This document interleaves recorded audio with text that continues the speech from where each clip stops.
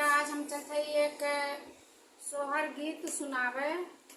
हमारा गीत कैसे ला कमेंट में जरूर बताइए। हमें चैनल का लाइक करें, सब्सक्राइब करें, ज्यादा से ज्यादा शेयर करें, सपोर्ट करें। जय श्री कृष्ण। सब बीचे भाई